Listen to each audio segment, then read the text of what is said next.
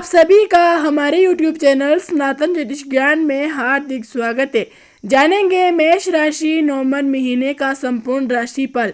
तो इसमें हम जानेंगे कैरियर, आर्थिक जीवन, स्वस्थ जीवन, प्रेम वैवाहिक जीवन, पारिवारिक जीवन और साथ ही साथ हम इसमें उपाय भी जानेंगे। लेकिन उससे पहले आपको हमारे YouTube चैनल सनातन ज्योतिष ज्ञान को सब्सक्राइब करना है और कमेंट में जय माता दी जरूर लिखना है। तो आइए जानते हैं कैरियर के दृष्टिकोण से देखा जाए तो इस महीने में आपको बहुत ज़्यादा मेहनत करनी होगी। 10वें भाव में शनि महाराज की अपनी ही राशि में उपस्थित होने के कारण आपको बहुत मेहनत करने में जोर देना पड़ेगा। लेकिन आप सच्चाई से मेहनत करेंगे तो ये मेहनत आपको आपकी नौकरी में अच्छी बरकत देगी।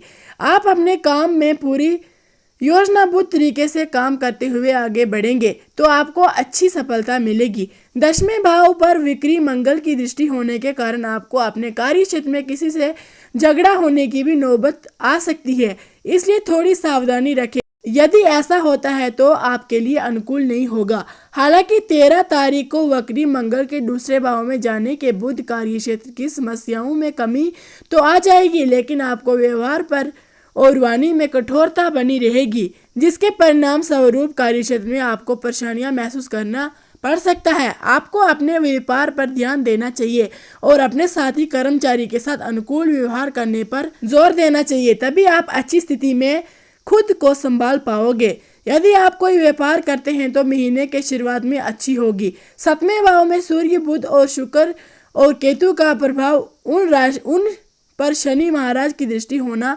व्यापार में उतार चढ़ाव के बावजूद लाभ प्रदान करने वाला रहेगा। आपके पास अनेक योजनाएं होंगी, लेकिन आपको थोड़ा समय लगेगा सही योजनाओं को समझकर उन्हें आगे बढ़ाने में। उसके बाद 11 तारीख को शुक्र और 13 तारीख को बुध के अष्टम भाव में चले जाने तथा उन्हें बाद 16 तारीख को सूर्य देव के अष्टवें भाव में चले जाने से 7वें भाव पर केतु का प्रभाव और शनि की दृष्टि का प्रभाव दिखाई देगा। इस समय कार्य क्षेत्र में योजनाएं बनाने का अवसर मिलेगा। कुछ नई योजनाएं बनकर उन पर अमल करने के लिए आप तैयार होंगे और जो आपके व्यापार को आगे बढ़ाने में महत्वपूर्ण साबित होगा। लेकिन इस दौरान आप अपने व्यापार में पूंजी निवेश करना नुकसानदायक साबित हो सकता है। थोड़ा संभल कर चलने की जरूरत है आपको। तो आप जानते हैं आर्थिक जीवन। आर्थिक दृष्टिकोण से देखा जाए तो ये महीना आपके शुरुआती से ही आपके खर्चे बने रहेंगे। 10वें भाव में बैठे वक्री बृहस्पति आर्थिक कामों में आपकी कमी करेगा और आपके खर्चों को बढ़ाएगा। आप धार्मिक और अच्छे कामों पर ही खर्च करेंगे, यानी कि आपका खर्चा फिजूल तो नहीं होगा, लेकिन फिर भी कुछ अप्रत्याशित खर्चा आपके बजट को बिगाड़ सकता है। इसलिए आपको एक सोच समझकर फैसला लेना होगा। सूर्य, बुध और शुक्र के अष्टम भाव में चले जाने के बाद इस स्थिति में और बढ़ोतरी होगी और यदि आप जल्दबाजी में कहीं धन का निवेश किए हैं तो वे डूबने की स्थिति भी हो सकती है। आर्थिक आपको धन हानि के योग बना सकता है। इसलिए बेहतर यही होगा कि इस महीने किसी भी बड़े निवेश को करने से बचें और सावधानी से अपने धन को रखें ताकि आर्थिक चुनौतियां सामना न कर पाए। यदि आप व्यापार करते हैं तो आपको कुछ अच्छे मुनाफे की भी उम्मीद होनी चाहिए। तो आप जानते हैं स्वस्थ जीवन। स्वास्थ्य के मोर्चे से देखा जाए तो इस महीने आपको अपने स्वास्थ्य को ध्यान देना होगा। आपकी राशि पर पूरा राहु और केतु का प्रभाव रहेगा, जिसकी बदौलत स्वास्थ्य समय परेशान कर सकती है। आपको बुखार, जुकाम, खांसी, नज़ला की शिकायत परेशान कर सकती है और सूर्य, बुध, शुक्र के अष्टम भाव में चला जाने और मंगल के दूसरे भाव में आ जाने से खान पीन से संबंधित समस्याएं, अशुद्धि, त्वचा संबंधित रोगों और खुद रोग परेशान कर सकते हैं। इसलिए आपको डॉक्टर के बताए अनुसार खान पीन पर ध्यान देना चाहिए। आवश्यक होने पर परहेज करना चाहिए और डॉक्टर के द्वारा दी गई दवाइयों का सही समय पर और सही मात्रा में सेवन करना चाहिए ताकि किसी भी तरह की बड़ी समस्या का सामना न करना पड़े और आप तंदुरुस्त जीवन बिता सकें। तो अब बात करते हैं प्रेम वैवाहिक जीवन की। यदि प्रेम संबंधित मामलों की बात करें तो पंचमें भाव के स्वामी सूर्य देव के 7वें भाव में शुक्र और बुध के साथ स्थित होने के कारण आप अपने प्रियतम से शादी की बात को आगे बढ़ा सकते हैं और ऐसे भी संभव है कि आपको उनसे प्रेम वैवाहिक हो जाएगा, जिससे आप दोनों के बीच के रिश्ते आगे बढ़ सकेंगे। ये समय प्यार में सच्चाई रखते हुए आगे बढ़ने का होगा। आप दोनों की अपने रिश्तों को लेकर काफी सजीद होगी और साथ जीने साथ मरने की कस्में खाई जाएगी। ये समय प्यार को बढ़ाने वाला होगा। आपके रिश्तों में रोमांस भी होगा और एक दूसरे के प्रति प्यार की भावनाएं भी नजर आएंगी। आप दोनों एक साथ एक अच्छा दोस्त की तरह बर्ताव करेंगे और एक दूसरे को सुख दुख में मदद करेंगे।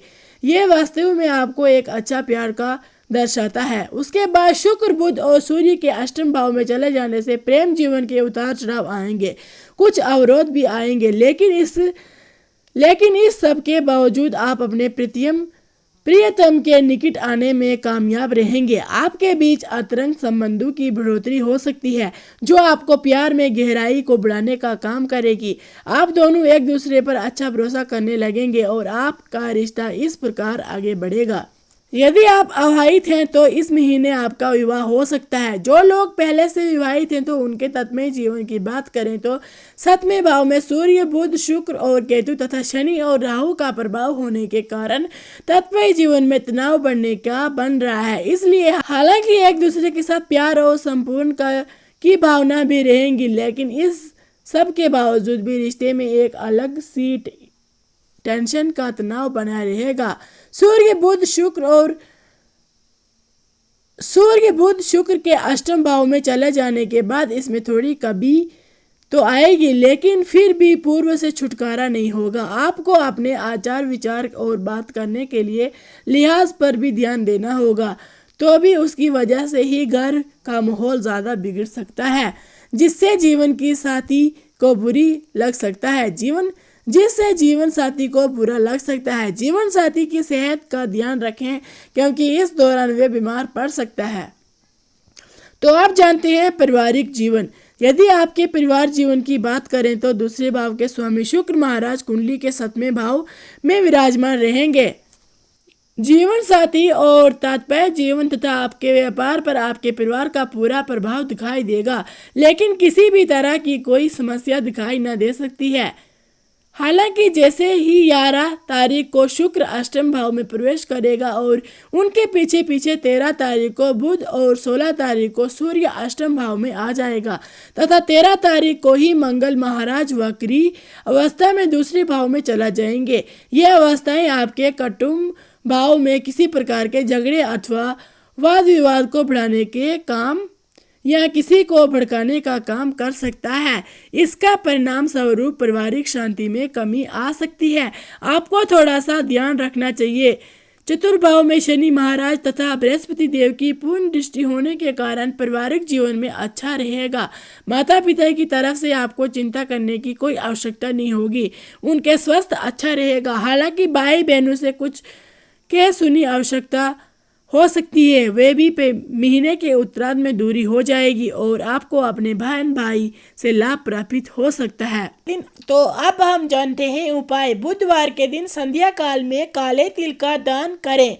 बृहस्पतिवार के दिन अपने मस्तक पर हल्दी अथवा केसर का तिल अवश्य लगाएं। अपनी जेब में सदैव की एक पीले रंग का रुमाल रखें और उसके गांठ होने पर दूसरा रुमाल का प्रयोग अवश्य कर लें। प्रतिदिन तांबे के लोटे से सूर्य देव को जल चढ़ाएं और उस जल में थोड़ा कुमकुम मिला लें। वीडियो देखने के लिए आपका बहुत बहुत धन्यवाद। वीडियो अच्छी लगी तो वीडियो को लाइक और चैनल को सब्सक्राइब करना ना भूलें और कमेंट में जय माता दी जरूर लिखें।